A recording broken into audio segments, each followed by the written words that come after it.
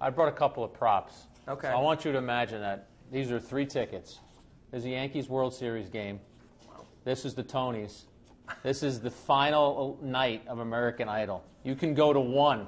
Which one are you going to? Wow. Okay, so we have to clarify something. So you have the Tonys, but is it just a random Tonys? See, I knew you were going to say that because if you're nominated, of course you're picking the Tonys because you're not playing shortstop for the Yankees. So why don't we say that you're in a production, some of your friends and maybe the production are nominated. You're not specifically, and you know what, I'm upping the ante. This is a Game 7. Well, okay. It's probably not even really close. And again, if I'm not in the American Idol final, right, you'd be there just supporting. Going, right. I'm thinking definitely, Game 7, Yankees. of course. I would think so. Yeah, definitely. Where does your love of baseball come from? Where did that grow in you as a kid? Why baseball? Why sports overall? I think I just gravitated towards it. I think, growing up in the New York area, being from an ethnic family, like a blue-collar family, born in Brooklyn, grew up in New Jersey. My brother and sister, my aunts and uncles, my parents, all my cousins were just into sports. They were into the Yankees, so it just sort of, I just have so many fond memories of like early Super Bowls, family get-togethers, the kids were in the basement watching on a small TV set, World Series games. I was pretty young, but, those 70s World Series, the back-to-back, there was the loss in 76, I think, right? Loss and then they in won 76. back-to-back, and then they were there in 81. In 81. I remember it because I was born in 75, but you think you remember it, but, you're not sure if you really remember it or it's just sort of, you've seen it on television, and it's like, I think I remember that. But either way, by 81 and the early 80s, it was a big part of my life. So I played sports, too. By the time you become a fan, you're a Yankee fan, you had to weather some tough times, too, because 77, 78, you still have a rattle. But then when you're really into the Yankees, they had some good, you had your Mattingleys and your Ricky Hendersons, but they also had some rough years. Ricky Henderson was my favorite player. Obviously Mattingly. Mattingly is like this generation's Jeter. Everyone loves him. How do you not love him? But Ricky Henderson was my dude. I had to have every single baseball card of his, even the obscure ones. We would go to baseball card shows in the deepest parts of New Jersey and Long Island to find like those obscure sort of limited edition Ricky Henderson cards, and I still have every one of them. Definitely like over 100, probably fairly rare. They're not worth what they used to be. Ricky Henderson cards and Mattingly cards too. Are you a memorabilia guy? Do you care about autographs? If you're, for instance, you sang the national anthem at Yankee Stadium, which we're going to get to, but are you a guy who, I got to get that autograph, I got to get him to sign a ball for me? Not as much. I do have my baseball glove from when I was a kid. My cousin Bill had given it to me. He was about to marry my cousin, and we bonded and all that, and I was like, I don't know, 13 or something like that. So I have probably about 30 signatures on the glove. So kind of casually, but I still play with the glove. So I cherish it, but some of them are worn off. Even Ozzie Smith's is kind of wearing off. But I like certain memorabilia, but I'm not like a big guy into it. So, yeah, so. Ozzie Smith's on that glove. That's a Hall of Famer. Who else is on that glove? I was on American Idol with Ozzie Smith's kid. That's right. With Nico Smith. So I met Mr. Smith through that whole experience, and then many times thereafter he gave me one of his jerseys. He signed. In fact, he signed it his Hall of Fame year, so that was pretty cool. I believe it was his Hall of Fame career. At least he signed it Hall of Fame. So. Forget what year. Who else is on it? Geez, so many Yankees came to Rock of Ages when I was starring on Broadway. So many of the guys. So everyone from Alex Rodriguez to Cervelli, Damon. I have David Robertson on there, Jeff Nelson, unrelated to that experience. David Wells. David Wells. I got Wellesley on there. I got a lot of good guys on there. So. Now, I also read that glove is such a treasured keepsake that when you travel and go on the road, you take it with you. I do. I'm always looking for a catch. I keep a spare one too, just in case anyone's into having a catch. And it's just something about like the smell of the glove. It's like a sense memory thing as an actor too.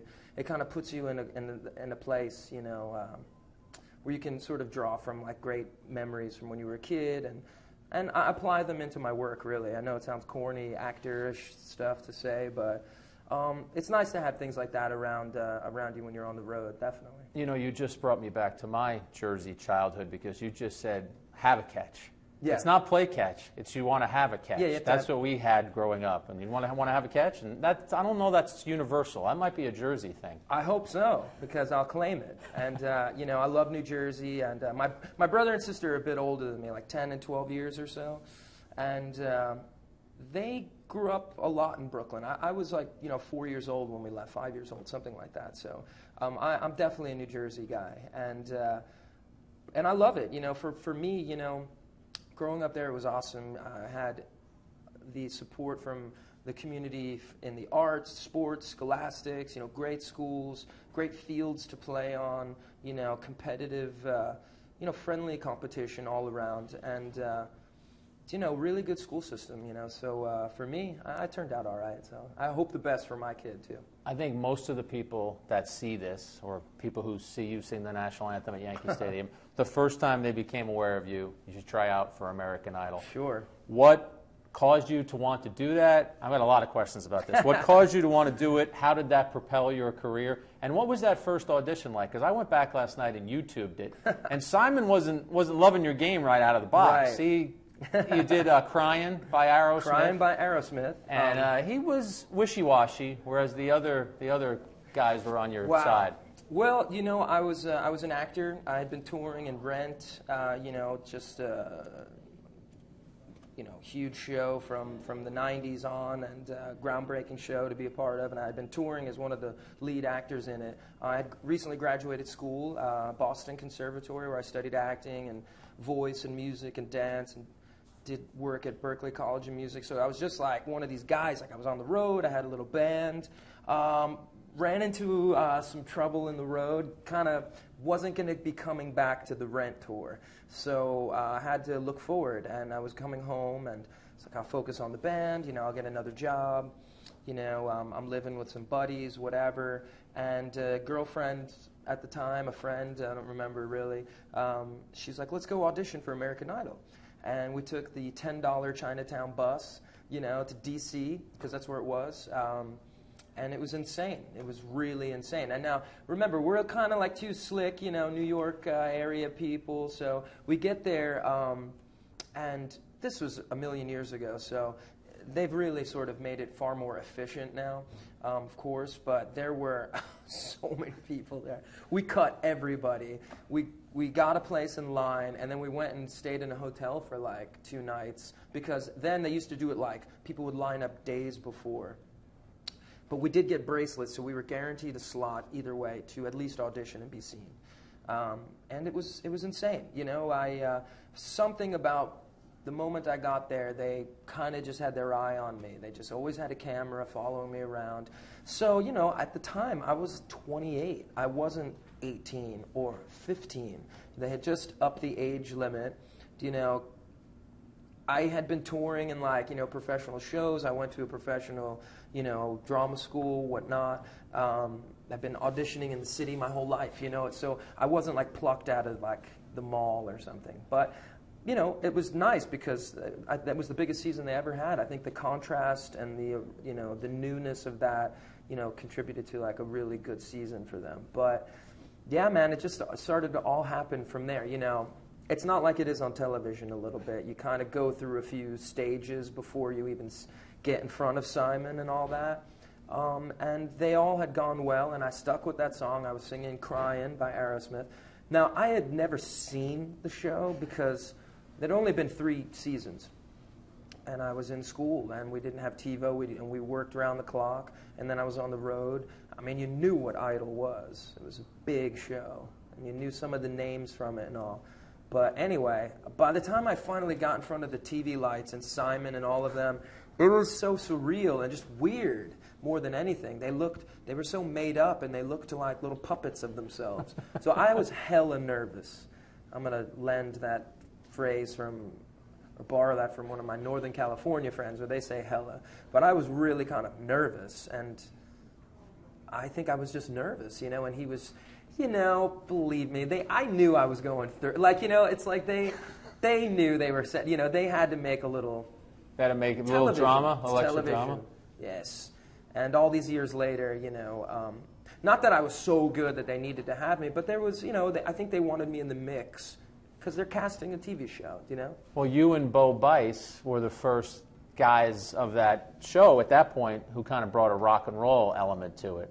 I mean, I know Carrie Underwood won that year, and my wife takes credit, by the way. She saw Carrie Underwood's audition and said she's winning. That's true. And you've said that, too, that all along you guys felt she was going to win. It was over. I mean, it was just too, I mean, you couldn't have written it any better than that. She, you know, she just is very gifted, beautiful. She's got the story. She's got the chops. She sings like nobody I've ever heard.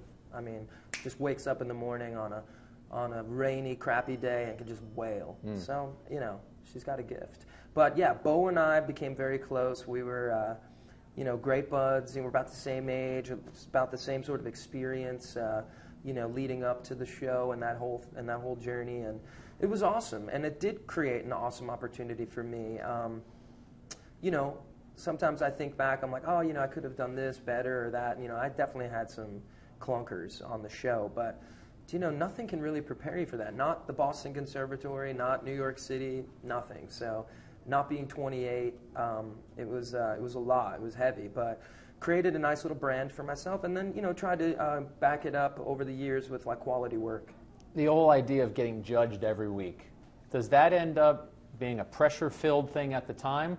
But as you just said, maybe a good thing going forward, because you then moved to Broadway. You're getting judged every night. They're going to stand up or they're going to clap depending on what you just did that night. They're judging you all the time. You know, ever since I walked into my first audition, you know, probably nearly 20 plus years ago, you know, and coming from like a hardcore program like the Conservatory, I had British teachers from the Royal Shakespeare Company and all of that, and they would kick my butt every day. So it was nothing to me. I remember feeling a lot of pressure during like the Hollywood week time of the show. I remember waking up sick a couple mornings like, oh, this sucks. Kind of like now. No, but overall, you relish it. You know it's not going to last forever. And I was already thinking ahead for me. You know, I was thinking about like how I'm going to capitalize on this opportunity because, you know, let's face it, you know, I'm not going to become, you know, Michael Jackson, you know, pop star. You know, that's not happening. I know I have to create, you know, opportunities for the next 10, 15, 20, maybe more years. So, I saw you in Rock of Ages, and I watched you perform, and I think they almost made this part for you. Did you feel that as you were performing and auditioning for that, oh my goodness, they couldn't have carved out a better slot for me here? Well, honestly, it was just an amazing experience from the very beginning. You know, they approached me, the Weavers, the lead producers on the show at the time, and still now, had approached me and the creative team when I was just off American Idol. I was up at CAA, big meetings, this and that, and they had pitched me this show, basically played me this like mixtape, you know, literally, and they're like, this is the show. It's like, this is crazy. This is awesome. How can you pull this off? Kind of lost touch. They did like some LA workshops. They did a short Vegas run. The show was very different then. They actually had me in mind for like the rock star role. But Kristen, the director, Kristen Henge, also Tony nominated for the show, she had kind of always saw me as like a heart sort of actor, and saw me as her Drew. And it was the best thing that ever happened to me.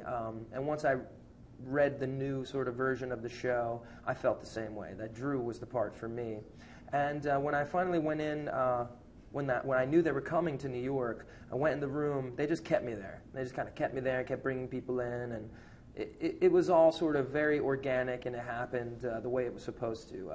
Then they put together just an amazing cast from off-Broadway. We only had 2-3 weeks to put the thing together. They just put together a great, young, talented group. They allowed us to make choices and really build the show in the room like this together. And that's, you know, young sort of director, young writer, young choreographer and producers.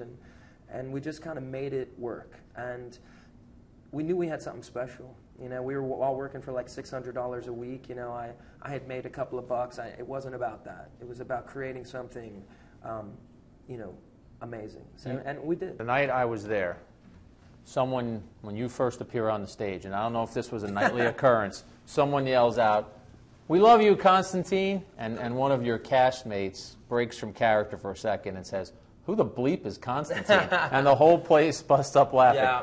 Was that staged? Did that happen often? Did it just, if someone blurted it out, you guys would throw a little something back at them? Well, I think the show is sort of set up in that way where you do break. You have a character, Lonnie, who breaks the fourth wall, and he talks to the audience. He's a narrator, you know. It's sort of Shakespearean or something like that. And so we've sort of allowed the show to have those kind of moments.